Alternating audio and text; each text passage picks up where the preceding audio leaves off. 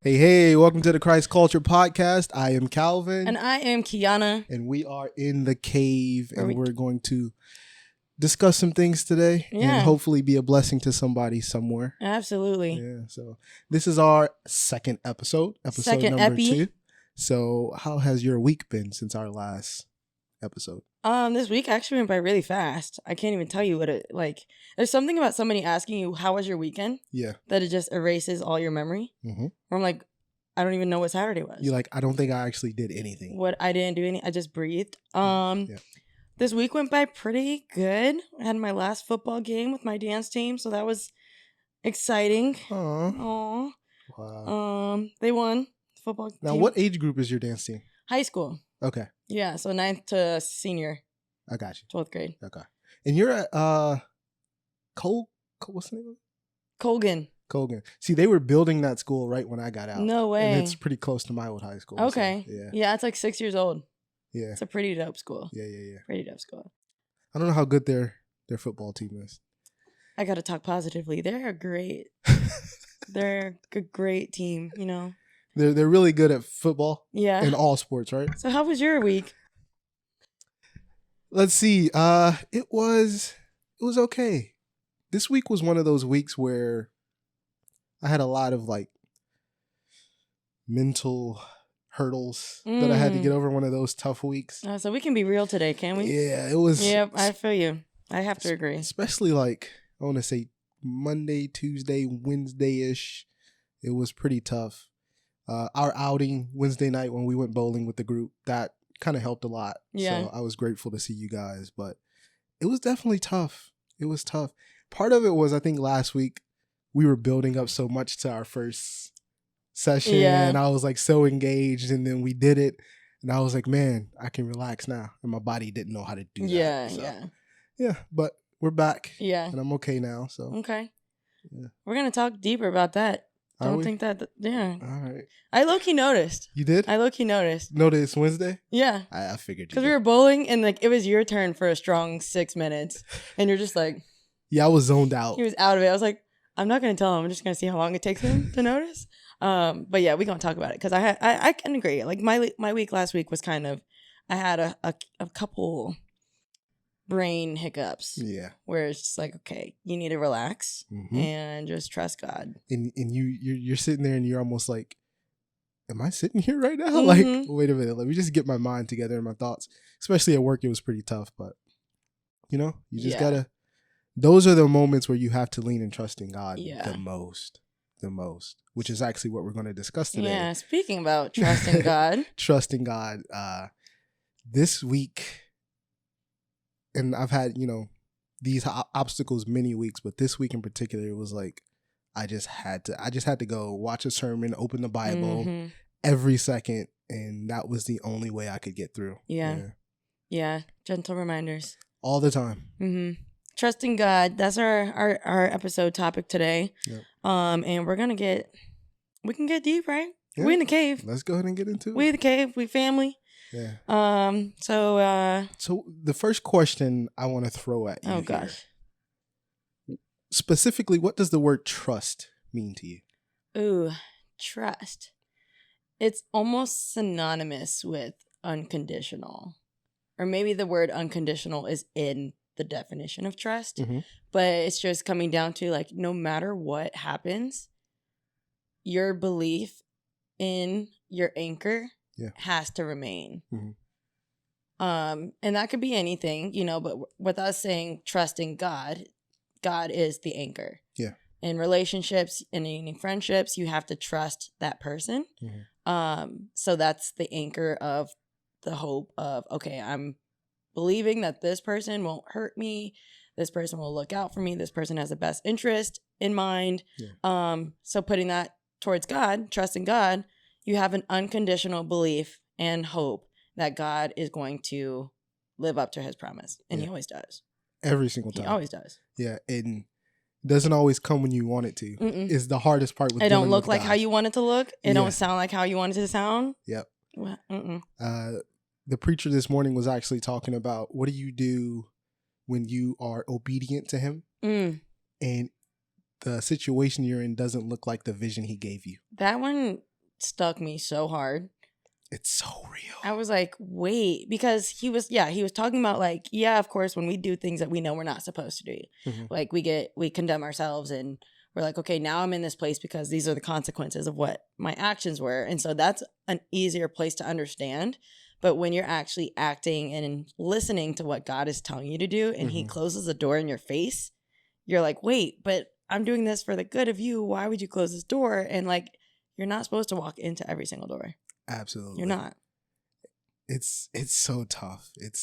You wake up and you're like, my goodness, I love you, God. I go to church. I do what I'm supposed to. Why is my life the way that it is right now? And it's hard in those moments, just like he was talking about Paul in prison. It's hard in those moments to just grasp it. You can always see it in, retrospect when you're looking back. But when you are in the middle of that moment, you just cannot comprehend why your life is going the way that it is. At the same time, I think the question of how do you say that you don't trust God if you believe in him? I don't think those two things can be true. Here's why. Saying that you trust or you believe in God, you have to trust him in order to believe. Yeah. Because he is a God that you cannot see. He's a God that you cannot, touch. You can't call him. You can't go to his house. So how is it that you can say you believe in him, but that you don't trust him? Because if you believe in him, then you believe that he is Elohim, the creator. Yep. He is Yahweh God. And if you believe in that, how can you not trust him? Yeah. I think for humans, trusting God is something you can't really explain. It's something you have to experience. Because it's like if I'm just saying, hey, you're struggling right now, just trust God. I think our parallel, we go to, okay, I'm relating how I trust God to how I trust people. And people always change. People can let you down, those types of things. So I think that's where the trust gets distorted when we look at God like another person. Yeah. And I think it's so easy to do because, sometimes we'll be like, well, I can't rely on God, so let me do things my own way. Yeah. I mean, all of us do it, whether we want to admit it or not. It's just a matter of like, how do we humble ourselves? How do you humble yourself to like, let God do what God be doing? And that's hard because it forces us to have to let go. That's the part right there. Letting go of the control. Yeah. How do I continue to walk towards those things that I want to accomplish in life and do in life? The vision that I believe God truly gave me, yet leave it in his hands to order my path. God, I want to step to the right. I'd rather go that way. Why do you keep telling me to go that way? Yeah. And he's like, because 3 steps past where you are, there's an obstacle that I'm trying to keep you from. Yeah. So truly putting it in his hands, it's so hard. It is. It's so difficult. And that kind of like, as you were speaking about that, what is the opposite of trust? And you already said it. What'd I say? Control. That's true. It's literally the opposite, the polar opposite of trust. Because if I can't trust, I'm going to step in and do what I can control. And I think that's the part that hinders our relationships with God. If we're like, okay, he said he was going to do this. And if God is all about his promises and he said he's going to keep them, we get tangled up in like, but it didn't come when I wanted it to. Yeah. So let me take over. Yeah. And that's not what it's about. Not at all.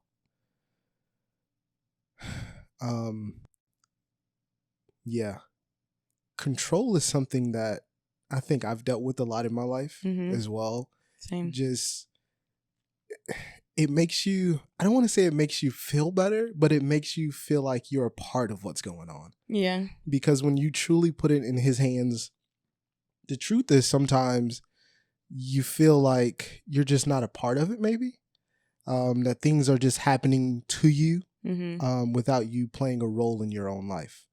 And that's not a good feeling to have. Yeah. You feel more like a victim at times and less like a participant. Yeah. So you really have to just know that although he's in control, he's still working through you. Yeah. I actually was reading about that in a book this week by Devon Franklin. Okay. You know who he is? Yeah. Yeah, he has a book called I forgot the name of the book. We'll don't worry it about it in the comments. Yeah, don't worry about it. But he has a book where he parallels a person's life to that of producing a film, because you know he works in production, and he was just talking about some of those same principles. And also this Thursday, it's kind of crazy because this Thursday at Bible study we were discussing how God partners with man to accomplish things in the earth. Yes. So he's given us authority. Literally in the scripture, he gave us dominion, authority, to carry out things in the earth, and he does those things through man. Yeah. This principle was so, what's the word here? Evident, that even God chose not to try to circumvent it when he sent Jesus. He sent Jesus as what? A man. Because he does things through man. So he didn't send down some divine being from heaven. He sent him as a man. Yeah. So just knowing that we have that divine authority that he's given us to carry out things in this world, and trusting him throughout that process to do those things through us. Yeah. I think one thing Pastor said a couple weeks ago was that I am in charge of my life. I have that dominion to make decisions and actions in my life, but God is in control. Yep. And that really stuck with me because it's like, what's the other phrase? It's like, do as if it relies on you and pray as if it relies on God. Ooh. So it's both of those two practices put together in conjunction.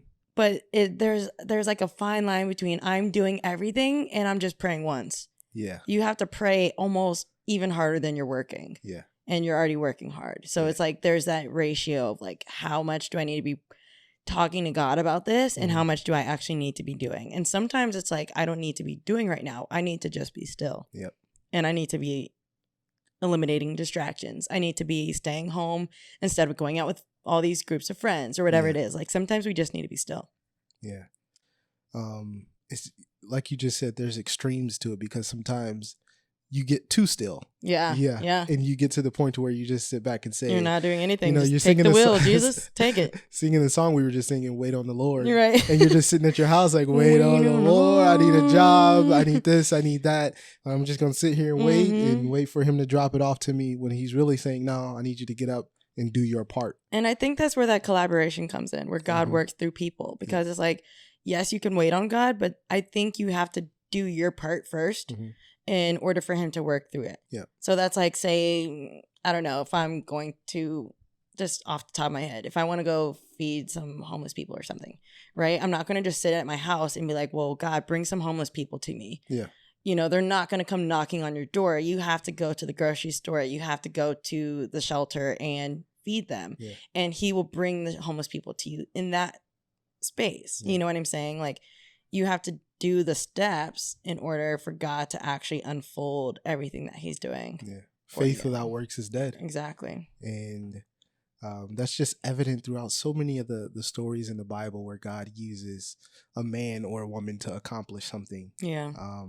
So we just have to remember that we can't sit too still and we can't do too much. Right, There's that right fine in between. line. Yeah.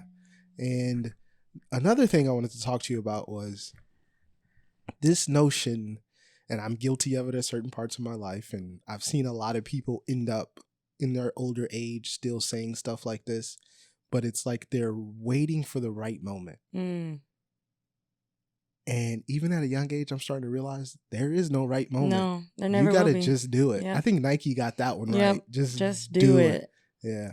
Yeah, I agree. Because I remember, like, I had a friend back in college, and this is when I had already made the move out to LA. And I was just like, all right, when are you going to come out here? When are you going to move out here and make the move? And he would always be like, well, I'm not prepared yet. I'm still preparing. I'm not ready. I'm going to wait until it's ready. Or like, not even wait till I'm ready. Like, I'm still doing things until I'm ready enough. Oh. And I think even to this day, he never made the move. And it's like, you can't wait on those opportunities. Yeah. You have to either make them or take a leap of faith into those opportunities. Absolutely. You can't just wait because you're never going to be ready enough. Yeah. You're never going to be ready enough. And I always talk to people who say that, where like, I'm just waiting for it to be ready. I'm like, it's not like an oven timer. Like, it's not just going to bing, okay, I can go now. Yeah. You're never going to feel ready enough. That moment never arrives. And I had to really come to terms with that, specifically earlier this year.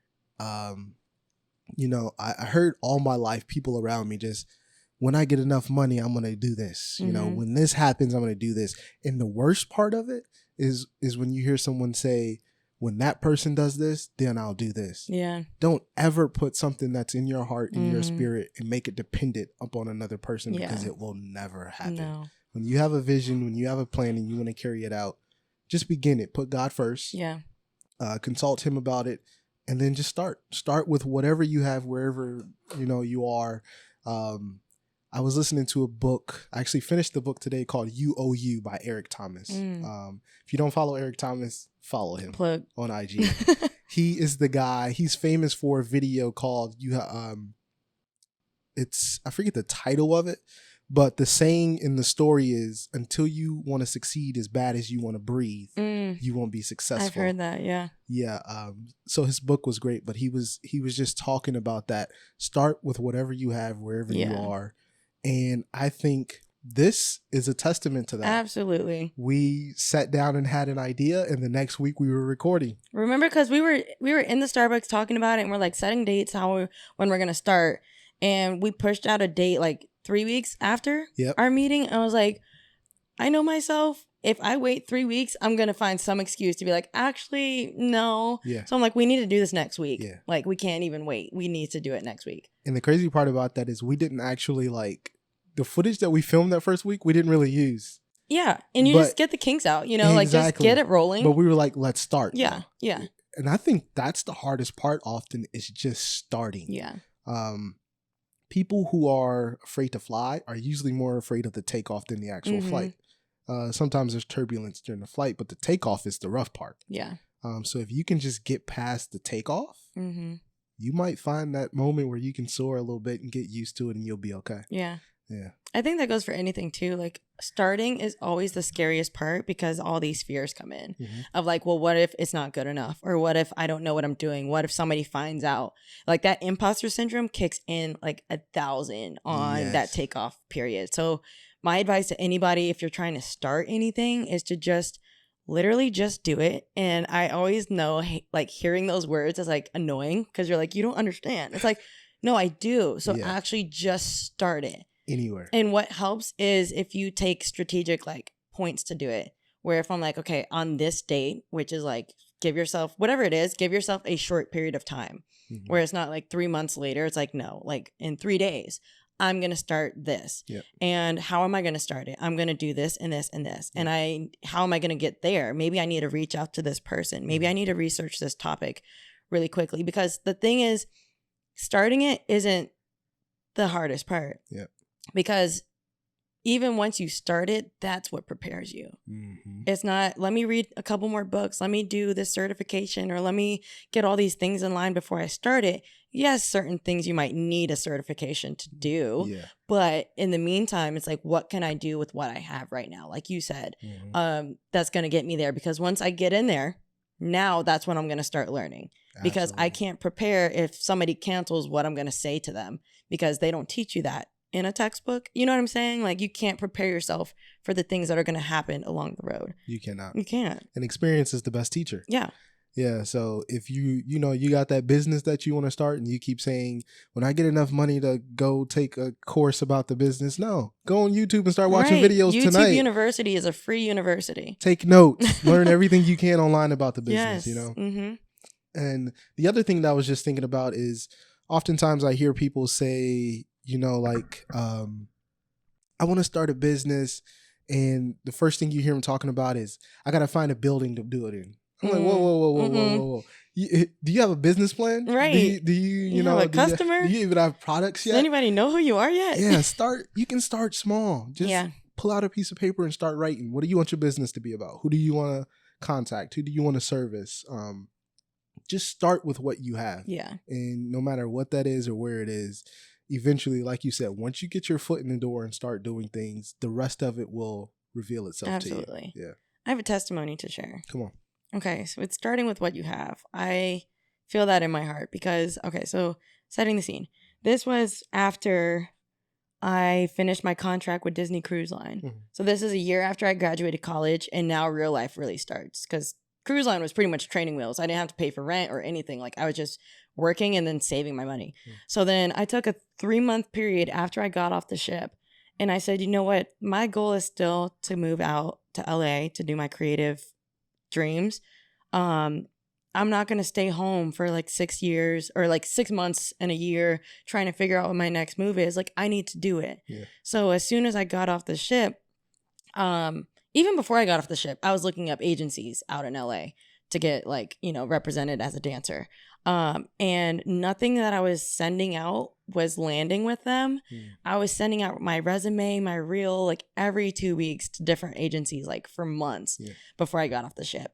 And so then when I finally got home, I was like, you know what? I need to like really do this and like sit down and think about a strategy for this. So I set a 3-month time period. I bought a one-way ticket. And like, say if I got back March, my one-way ticket flew out in July. Okay. So I had no choice. I'm like, my flight's going to leave. I need to set something up. Yeah. So in that 3-month period, I was like, okay, I need to make new footage because the footage that I'm sending them in my reels obviously isn't speaking to them. You know, it's like blurry footage from college and like you can't even pinpoint which one I am. And there's like a whole team of like 28 girls. And I was like, I'm that one, you know, but it still like wasn't representing who I was as a dancer. Because one, it was like all the modern based stuff, which is cool, but that's not like my strength. And then in dance team and college, whatever, like that's also not my strength because it's a bunch of hair flips and like I'm more than that, you know? Yeah. So I said, you know, in this 3-month period, I'm going to get together all the friends that I have that dance. I'm going to choreograph 3 different pieces. I'm going to get a videographer. We're going to have a venue. We're going to have costumes or even just like clothes that coordinate in their closets. And we're going to make 3 pieces. Yeah. We're going to make 3 completely different pieces, a jazz, a heels number, and like a hip hop. And I filmed them and I made a reel out of literally just those 3 videos, sent them out to an agent, and they were like, hey, we want to meet up with you. This is 2 weeks after I sent that video out. Like 2 weeks. That's a quick response. Wow. And so they're like, we want to meet up with you in person. I was like, I'm actually not even there until July 28th. And they're like, okay, well, once you get here on the 28th, can we meet up with you on the 29th? I said, yeah, let's do it. So we set up the meeting and, did I think I was ready? I don't know. Yeah. Didn't have an apartment. Nothing was lined up. I was just flying out there to meet up with this agent, knowing that it's a one-way trip. So I had my meeting with my agent, and at that meeting, they signed me. And I had an agent out in LA, which is hard. Wow. Kidding, representation in LA is hard. So I got my agent, and then within that weekend, that was probably Thursday, within Friday, Saturday, Sunday, Monday, I found an apartment, moved into the apartment, and then I started finding jobs. And that was a complete trust God moment. That was complete trust God. That was getting out of the boat, walking on water. It was really like, and at the same time, it's like I didn't know, like technically, I didn't know the logistics of what I was doing. But from what I did know of like, I know how to make this piece. I know what, I can see it in my head. I want this cut. I want that cut. Well, you know, whatever. I put it together. And that was completely all God. Wow. All of it was God. Wow. That was my moving out to LA story. I hope it inspires somebody to just do it. Just put it together. Just do it. Every time you tell one of your stories, my brain starts going crazy with so many things. The first thing that came into my mind when you started talking was you gave yourself a time limit. Yeah. So one of my favorite like little history facts or whatever is, I believe it was the ancient Aztecs. When they wanted to conquer a new land, sometimes they would take their boats on land, make all the soldiers get off the boat on this new land where there were people, and then they would burn the boats and tell the soldiers, if you want to get back home, you have to win the fight. Wow. So there's no retreat. Yeah. You can't get back on the boat and leave. And I think that's a good lesson for us. Sometimes you got to just burn the boats and give yourself no choice but to step out there. Yeah. Because even in that, you start to problem solve differently. When you know there's no way that I can go back from here, if it messes up, like what's my plan B? I think having a plan B, I think that just takes all the fight away from the plan A. Yeah. And a lot of people's plan B are their parents. Yeah. You know, when you have that safety net and you're like, I can always just go do this. I can get it from my parents if I don't get it. Sometimes you got to just put yourself out there and like, no, I'm not going to call home and ask dad to fix this one. I'm going to figure it out by myself. And that's the same way that God works too, low key. Because he's like, I'm waiting for you to trust me. Like that trust of me moving out there. I don't know anybody. I don't know where I'm living. I don't have a job. I might not get signed and I have this one-way ticket. That was God being like, okay, how are you going to trust me? Yep. I'm telling you, I'm going to make it work. But like, how are you going to let me do that for you? Believe me or not? You know, and like even, okay, going into that trust and doing, right? I could just be like, I have a one-way ticket and I'm going to fly out here and I'm just going to walk on the sidewalk and look at the trees and like maybe go get a drink with a friend and then God will find an apartment for me. Right. No, I had to grind because I'm like, I'm living in this hotel and it's getting expensive. Like I need to figure something out. And at the same time, I'm like, God, bring something to me because even finding apartments is competitive.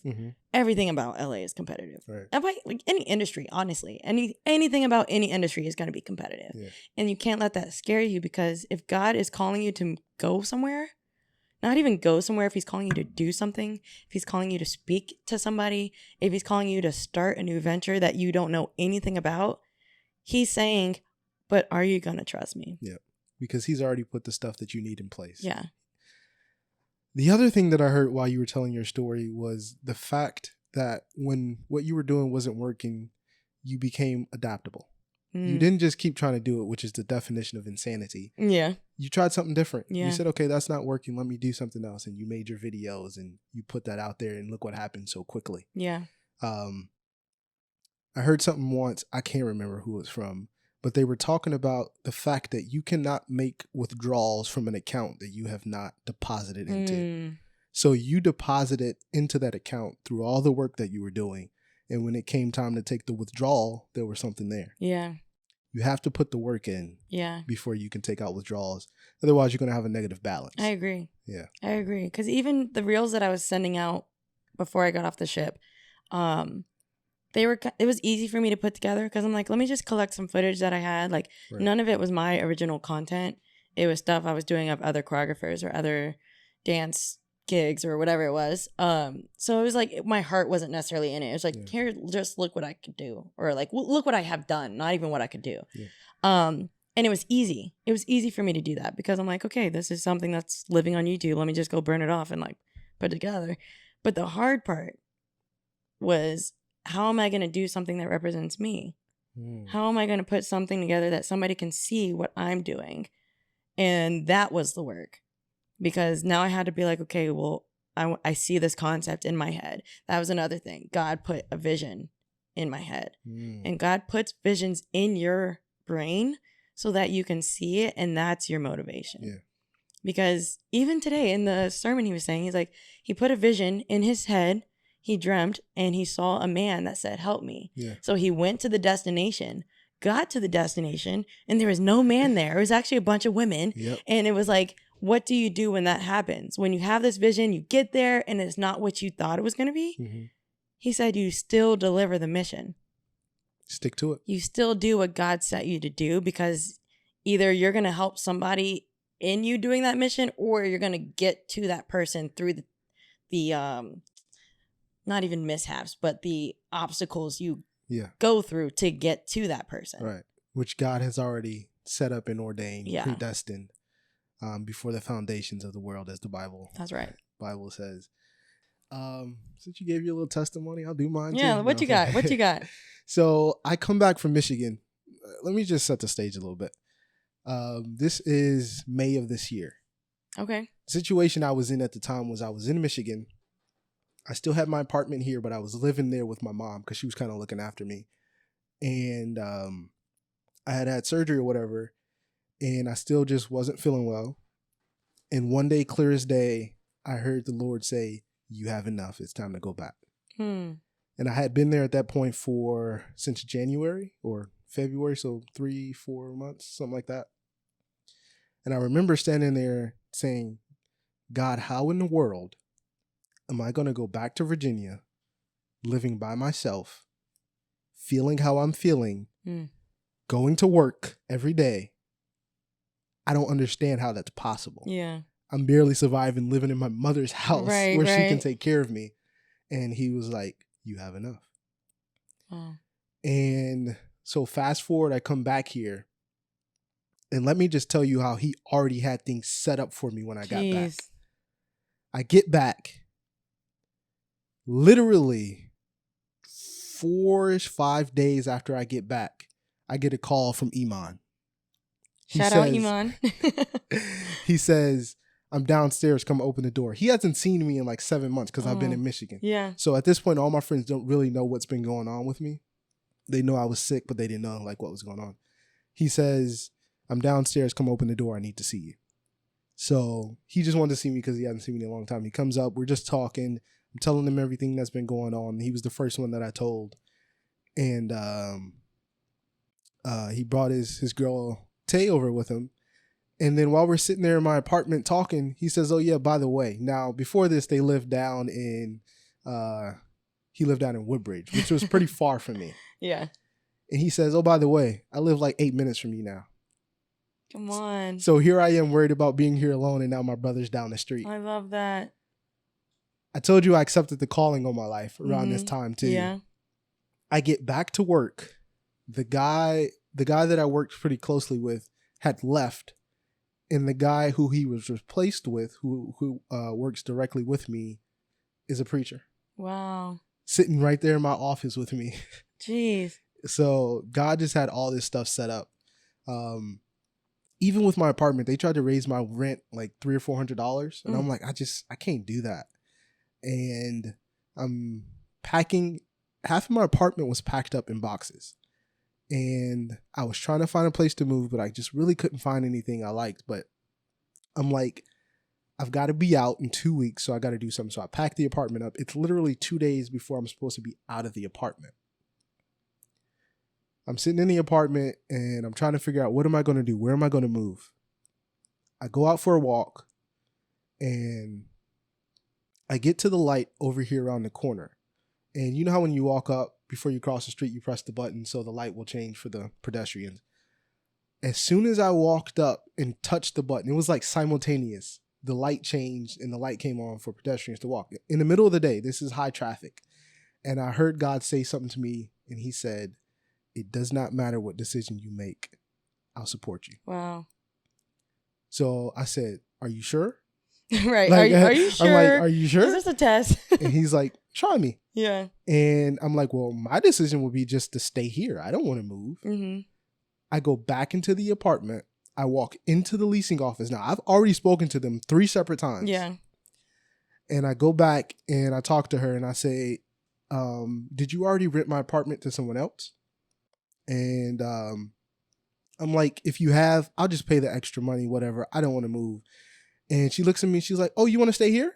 Like, she was like expecting or waiting for me to come say that. And I was like, if I can. And I was like, so the rate that we talked about, is that still on? And she was like, you know what? Let me email my boss real quick. She typed something on the computer. We sit there, talk for a second, waiting for a response. Long story short, they gave me my apartment for basically the exact same price. That's awesome. And it's just like a testimony to how, just like you said, when God needs you to be in a certain place to do a certain thing, he's going to take care of all that other stuff. Yeah. All you have to do is trust him. Yeah. Yeah. Whew. It's crazy. God be doing God. He be God. He be God and doing God stuff. Yeah. And wow. I could take that story even further. I'll fast forward a little bit, but I was sitting on the couch one morning. Now, I watched Elevation every Sunday, but I never turned it on until it was time for the sermon. Just full disclosure. I feel you. And this particular Sunday, I had finished my morning study, and I'm like, I'm just going to turn it on early. As soon as I turned it on, they were talking about e-groups. And I'm sitting on the couch, and I'm like, I'm going to just look and see if there's any in the area. So I look up e-groups, and there was, I think, 1 or 2 close by. Yeah. But they were like, I forget the dynamics of them. They were just like regular people e-groups. Just regular people. Yeah, not aliens or anything. No, but just like, all age groups and anybody can come. And I was sitting on the couch. I'm like, I don't know if I want to join one or not. So I did not join one that Sunday morning. Mm-hmm. The next day I'm at work.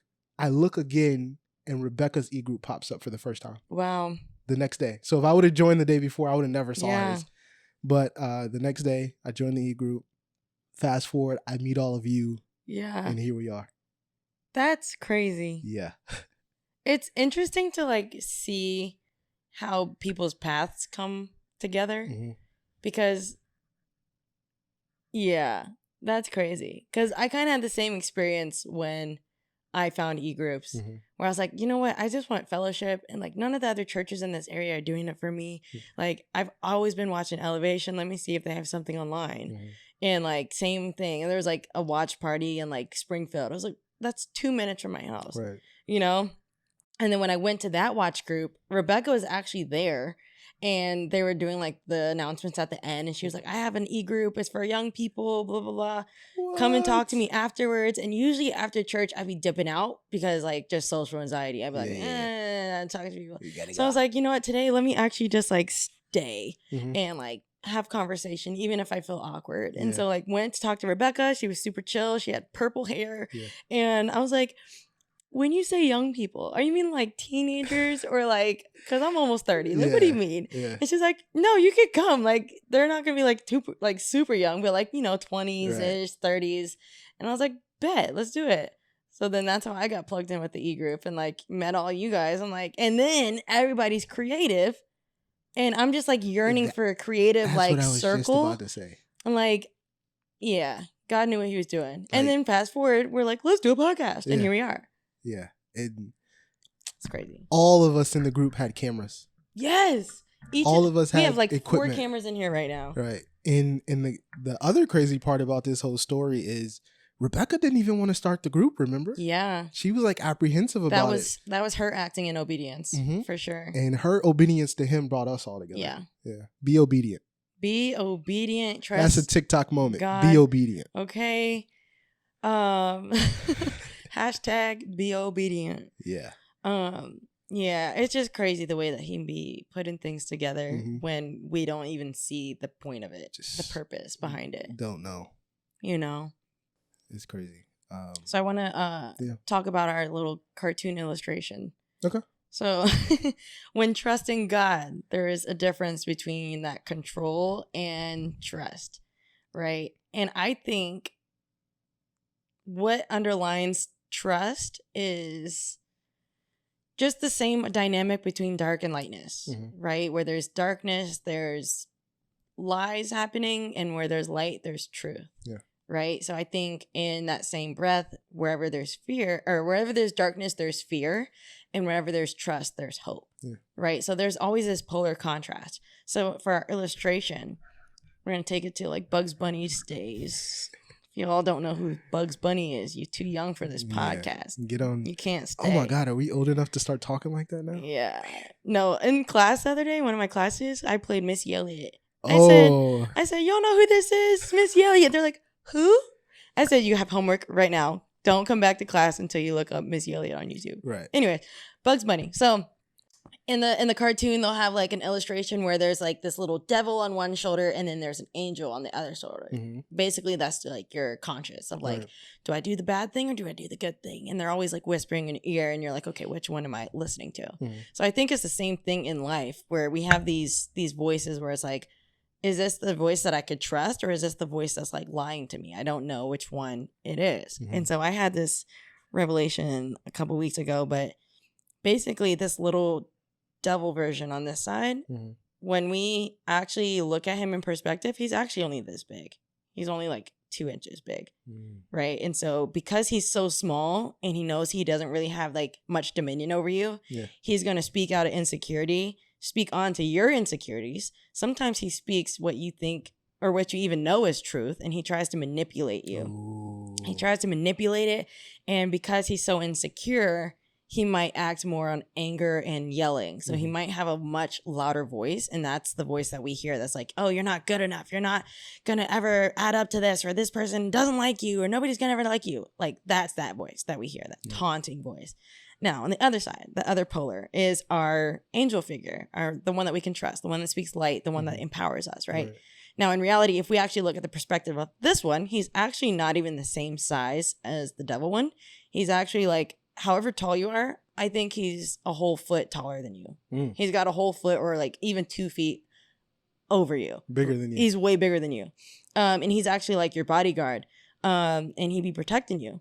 Now, the thing is, because he's bigger and knows that he actually has the dominion and like can actually speak life into you, he represents God. He's not going to be as loud and rambunctious over what he's saying, because anybody who's confident doesn't have to yell. Ooh, you know what I'm saying? Absolutely. So this angel figure, he might have a softer voice. It's going to be calmer. And that's the voice that we want to hear.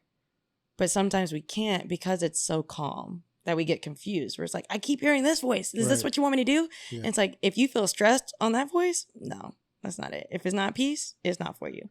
Wow. If it's not peace, it's not for you. That's our illustration. Every time, I swear, every time you start talking, I just get so many thoughts. It's the spirit. Literally, last night I finished a sermon called "Outnumbered" by T.D. Jakes. He was talking about when they were, I think they were outside the promised land, and Moses sent 12 spies. He said, go into the promised land, see what's there, who's there, bring back a report. So he basically wanted to know who's there, who we're going to have to fight. What is it like there? What resources are there and whatnot. 12 spies came back. And because they had seen so many people there and they saw giants and all this other stuff, they brought back scared reports or bad reports and basically said, we can't go over there. Even though God promised us that land, we can't go over there because there's giants over there and there's scary things over there that we don't want to deal with. And only 2 of the spies said we should actually go over there. And the thing that he pointed out in that sermon was the 10 spies who said all those bad things about that land were telling the truth. So what happens when that little voice on your shoulder that's saying all that stuff in your ear is actually just telling the truth? And even though the promised land was occupied, it was still promised. Yeah. So it wasn't going to be necessarily, quote unquote, easy to conquer, but it comes back to trusting God. Yeah. If he told you that's your land, then that must mean you have what it takes to conquer the land. Yeah. Yeah. Yeah. And I like the devil, the enemy, karma, whatever anybody wants to call it. It knows the truth. They know scripture. Yeah. They know what the truth is. And sometimes it's the tone that they use that convinces us. And that's where that manipulation comes in. Yeah. Where it's like, oh, I know that God is telling you this and he's going to give it to you, but you're just not going to have it the way that you want it. And that might discourage you, but you can't. That's where that trust and that faith comes in, where your trust in God has to be so strong that when you hear those voices, you shut it down. You be like, I don't receive that. Yeah. You don't know. Yeah. You don't know my God. That's contradictory to what the Lord told me. Yeah, there's giants over there, but even though he's 12 feet taller than me, I must have a rock and a sling to kill him because God said that's my land. God equips me. So how about I just use what I have? Let me just walk over there and see how it goes. Let me slay these giants real quick. Sit down. And it's scary. It is scary. It's scary to just step out there like that, to just step over into the promised land, not knowing how or when or why or with who or what resources or what money, what funds. It's difficult, but when you truly trust in God, just start walking. Yeah. Just start walking and he'll make the path plain for you. Yeah. And I think even just knowing that we have an angel watching over us, leading us and guiding us. Like I was actually just reading, I want to say it was Luke 29. Hold on. I've been hearing a lot of Luke lately. I think, hold on. I don't want to quote the wrong one. I think it was Luke 29. While Kiana looks through her Bible. Yeah, let me look through this real quick. Wait, speak on something really fast. All right. How was your week? Are you asking the audience now? Yeah. Have them respond. We got to come up with a name for our audience. We're in the cave, so they can be like cavelings. Cavelings? Or gremlins. What else lives in caves? Bats. Bats? I don't think they want to be. Do you guys want to be bats? Probably not. Let's see. What else is in caves? Oh, it was Exodus. There's Emons in caves? Is that what she said? Wild bears? Yeah, you guys don't want to be bears. I don't know. Oh, I'm sorry. It wasn't Luke. It was Exodus. Exodus. Okay. Exodus 20. But basically, God sent an angel ahead of him to guard him and to guide him. And he said, as long as you listen carefully to what I say, this is your promise. And I think that was the one thing that is like, we hear the angel and sometimes they're going to say things that we think are out of pocket. And it's like, how is that even possible? God works in the impossible industry. Like he works in that. So it's like, as long as you listen carefully to what he says and you do all that I say, because I speak through him, your enemy, it says, I will be an enemy to your enemies and will oppose those who oppose you. Ooh. God is going to fight for you. He's going to fight in rooms that you don't hear. He's going to have, like, he hears all these conversations that you don't hear. He's going to, he's going to work behind you and ahead of you so that your pathway is clear. Now, just because your pathway is clear doesn't mean that it's going to be a smooth sail. Right. It's going to have some road bumps and some detours and stuff like that. Yep. But he says, as long as you listen to him and do as he says carefully and don't bow down to their gods and all these other practices that are going to deter you. Actually, in fact, I want you to tear down those idols that they have. So don't just go and be about your business. I want you to do the Lord's work and tear down these idols that people are worshiping. Yeah. So that they can't worship them anymore. That is a bold statement too. It is. It's like, not only are you telling me to go to a place, but you're telling me to do stuff along the way too. That's going to shake somebody up. Yeah. That's the part. It's difficult. It's like God's promise. Sometimes I think that we think that it's just for us, where it's like, God, I have this dream.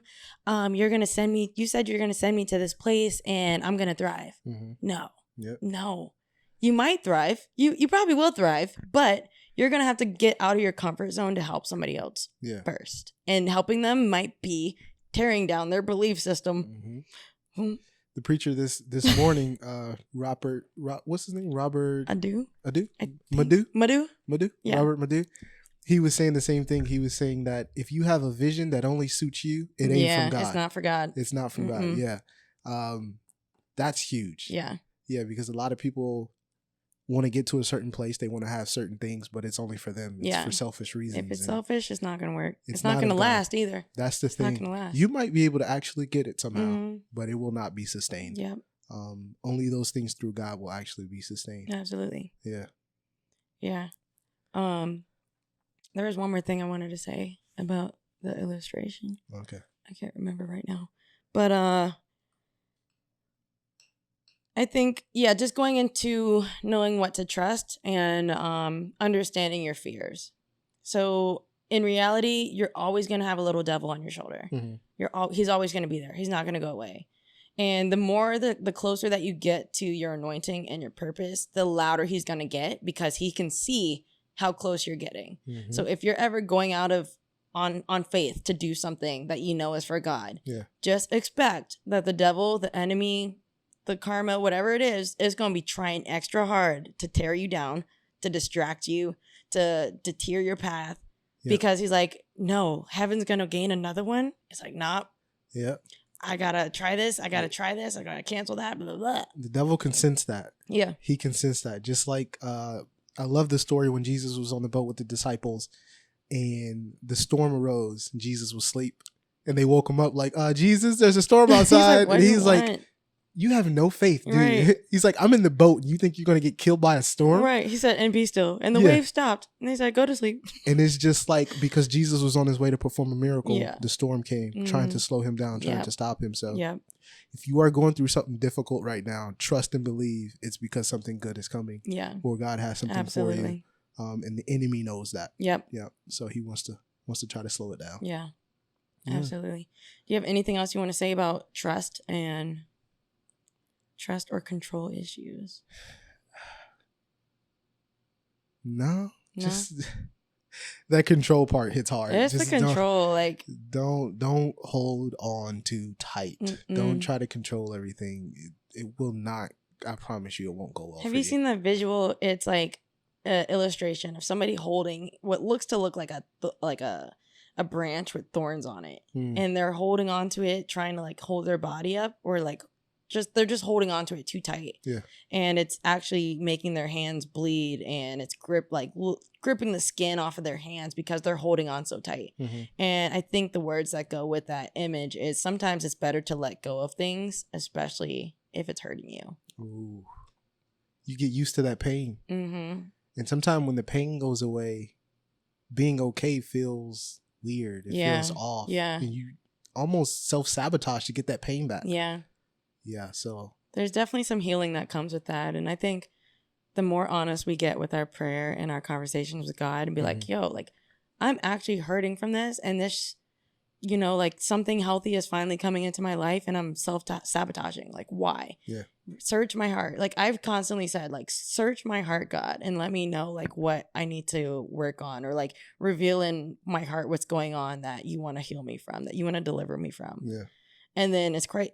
That's a scary prayer to be praying, because you be asking, you'll be getting. He'd be like, you sure? And he'd be like, bam, bam, bam. And it's like, you sure you want me to dig that up out of you? Because it's going to hurt a little bit. It hurts coming out. But once it's out and you can like learn how to be more aware of it and have those conversations with God and with yourself, and say like, no, it's okay that I went through this because I didn't know back then. Yeah. Now that I know now, I can make different choices and different decisions, but never beat yourself up for something that you didn't know or that you kept repeating or anything like that, because there is a spiritual stronghold that's over you at that point. Absolutely. I believe, Yeah. So rebuke that spirit, pray to God, and be ready for some growth.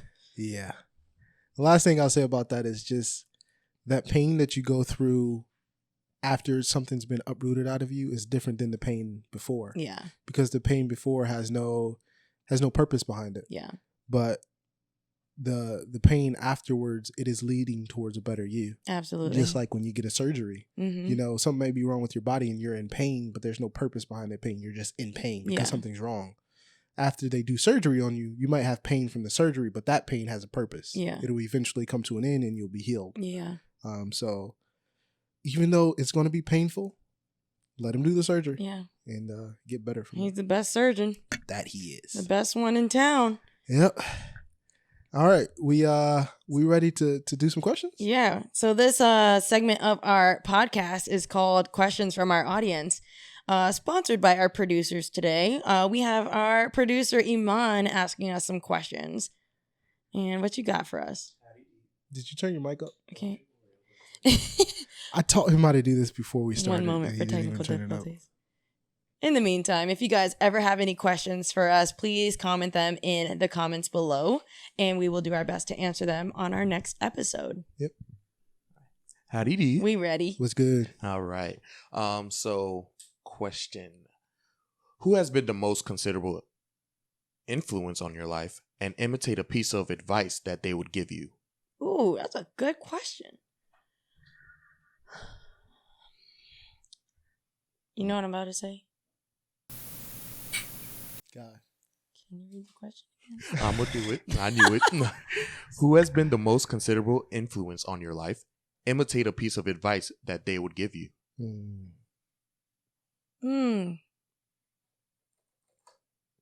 Influence. Mm-hmm. Okay. So one of the single most influential things in my life was a book called Crushing. You know I love to read. A book called Crushing by T.D. Jakes. This is like the T.D. Jakes just... Anyway. A book called Crushing by him. It was during the time where I was already dealing with some of the stuff that I was dealing with health-wise, but then I got COVID on top of it. And I was here and I was just struggling. It was a hard week. That was the week Tay had to bring me stuff because I wasn't feeling well. And I was listening to that book that week, and he has like a sermon series about it as well. And that whole series in the book is simply about comparing the winemaking process of grapes to your life. So grapes have to go through a process of being crushed in order to make wine.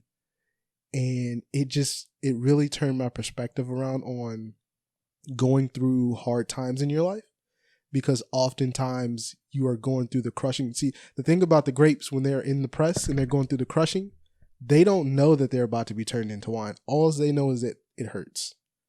Aww. And Sorry. Did you just get a little picture of grapes? Oh, yeah, they're just crying. Yeah. And oftentimes that's how we are when we're going through things in our lives. The only thing we know is that it's painful. We don't know that there is something afterwards. We don't know that we're being turned into wine. And wine can be put on the shelf and it can last forever. So the grapes are temporary. If the grapes stayed in grape form, they would eventually wither and die. They can't live forever. So that book, just teaching me that, it turned my whole perspective around on things. Wow. Yeah. I can't follow that. That was amazing. Wow. Grapes do become eternal when they turn to wine. Mm-hmm. But they got to go through that press first. That pressure. And it hurt. Pressure creates wine, not diamonds. Mm-hmm. Wow. Yeah.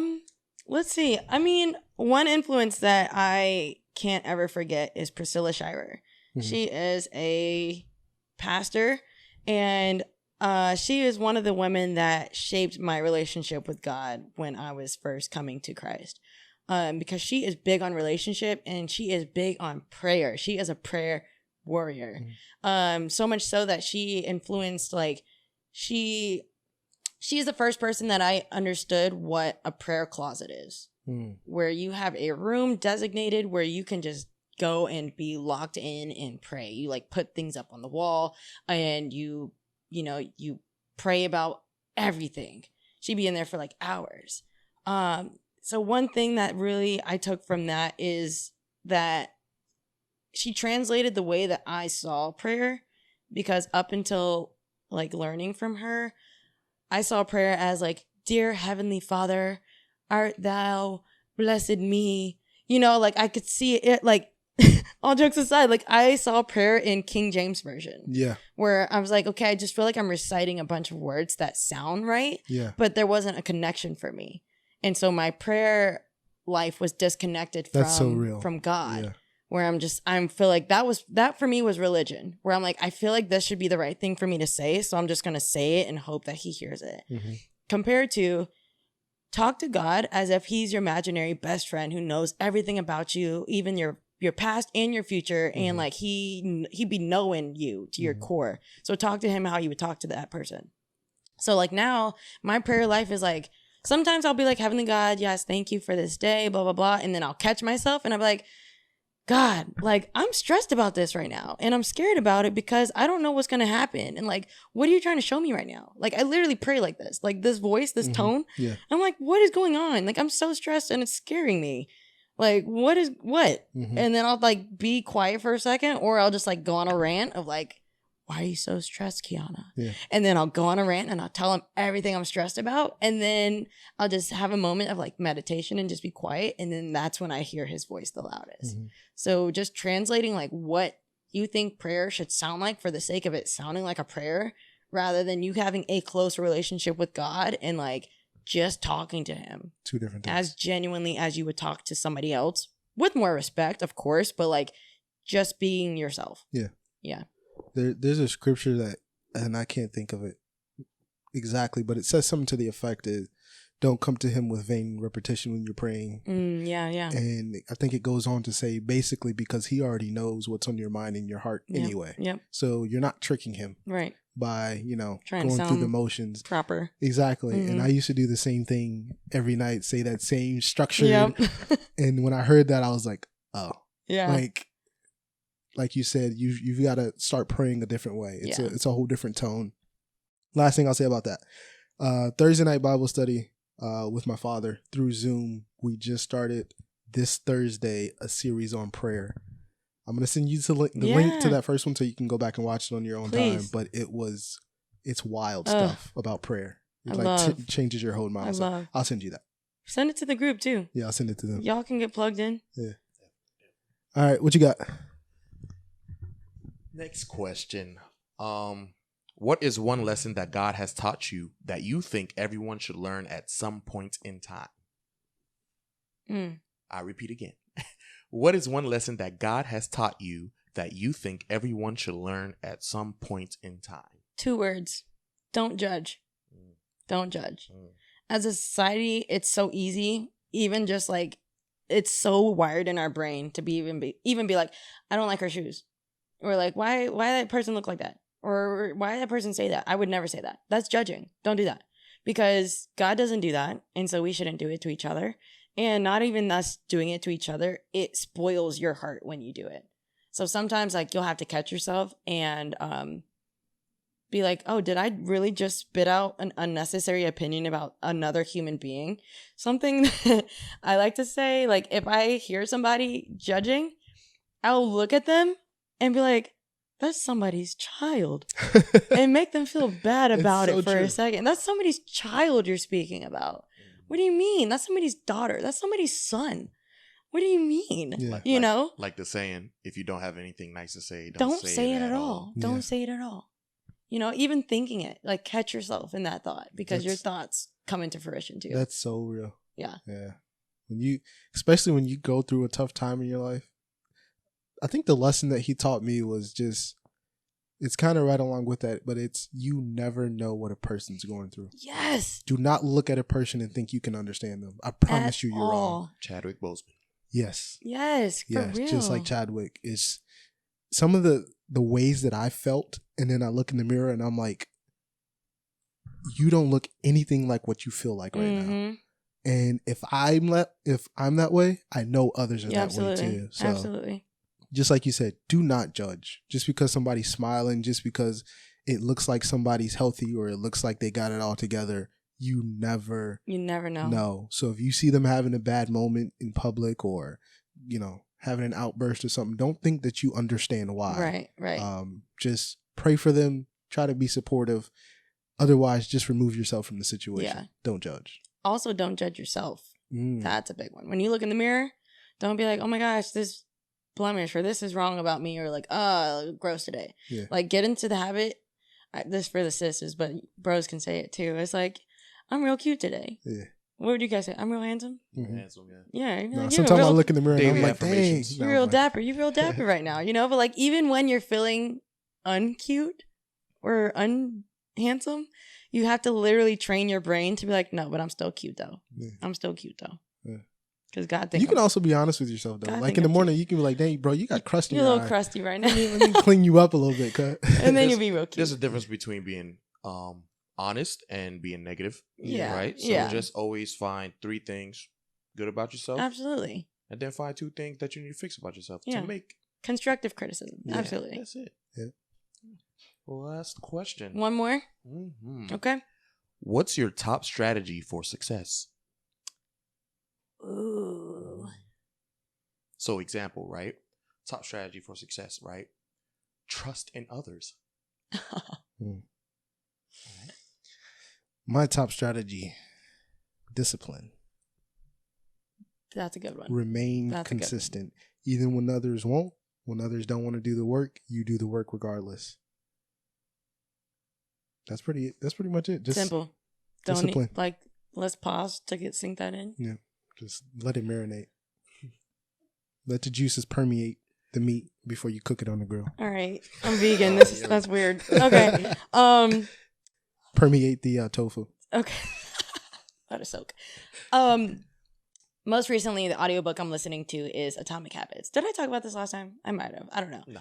But right now, for me, my strategy for success is your systems. You need to set up systems that are going to put you there. Goals are cool, but they're unattainable if we don't have the right systems for them. And also, like, being able to define what your version of success is so that you can work backwards and create those systems. If success is owning a house, if success is creating a church, if success is I need to retire my parents, whatever it is, find what your definition of success is first and then work backwards between if that's maybe a 5-year plan, God has the ultimate plan. It might take 10 years. Are you okay with that? It might happen in 2 years. Are you okay with that? But basically just working backwards to be like, okay, if that's my goal, what can I do right now today to make that happen? And let me strategically make a plan for the week of what I need to do every single day or on Monday, Wednesday, Fridays, whatever it is, how you plan it out, making a strategy plan so you can tackle your days, tackle your weeks, tackle your months, and then make that, it'll exponentially grow into like what your year will look like for you to get closer to that goal. Let that sizzle in your spirit. Yeah. Marinate. That's gonna be our new thing. Let it marinate. Let it marinate. Yeah. So that segment was questions from our audience. If you guys, again, have any questions that you want to ask us, please put them in the comments and we will answer them on the next episode. Yep. This last section of our... Hits different. It hits different. What? This segment. No. This one... The last segment. Yeah, I'm saying it hits different. Oh, God. Like when I watched it back from last week, I was like, that was... Oh, really? That was nice. Yeah. Word. Okay, we're going to do it. We're going to keep doing it then. Yeah. This last segment of the podcast is called Scripture on the Spot. Add a little jingle in there. Scripture on the Spot. So this is where we will open up our Bible, let the Holy Spirit turn to a scripture. Don't be cheating. Close your Bible. Calvin's going to find one at random. He's going to read it out loud, and then I will do a 1-minute sermon. It will be timed, and then vice versa. I will open it, and Calvin will give a 1-minute sermon. So do we have our timers ready? All right. Who went first last time? You did, because you did. I was on the spot. No, you. You did the sermon first, but I picked the scripture first. Okay. I was stressed. I was you want to switch this time? Yes. All right. All right, you ready? Timers are ready? No. All right, it's after I read the question. It starts 60 seconds. Okay. Holy Spirit, please activate for the culture. Boom. A highlighted one. All right. Nevertheless, more and more men and women believed in the Lord and were added to their number. This is Acts 5:14. I'll read it again. One more. Yeah. Nevertheless, more and more men and women believed in the Lord and were added to their number. And start. My mini sermonette title was Nevertheless. Okay. Even with all of the tough things going on in the world, the pandemics, the wars, the conflicts, the civil discourse, and the bad things, God always finds a way to propel his purpose, to see his will done in the earth. No matter what's going on, the church, the word of God will always stand strong. It will always be the truth. So nevertheless, regardless of what's happening, people will be added to the numbers. Even though your life looks bad, nevertheless, it'll get better.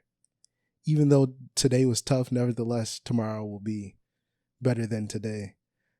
Even though you're sick in your body, nevertheless, God is still with you.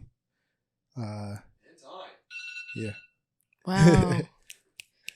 That was great. Nevertheless, you gave it a title and everything. Yeah. Okay.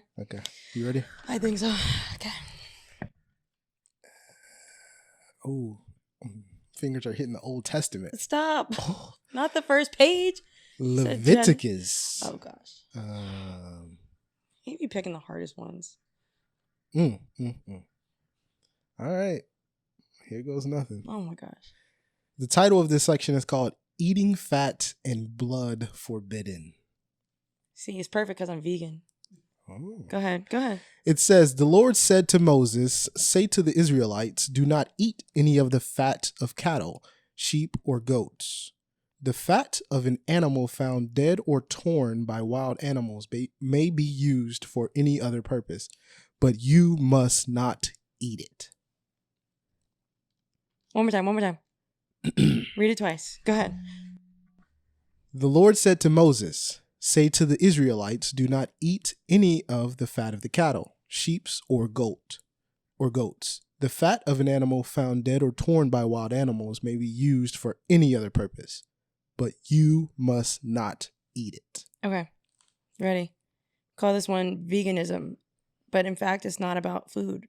Okay, so certain parts of the animal you shouldn't always eat. Just because it's prepared for you and put onto the table, maybe has a nice display, is not always good for you. It doesn't digest. It doesn't always go through and do what it's supposed to do.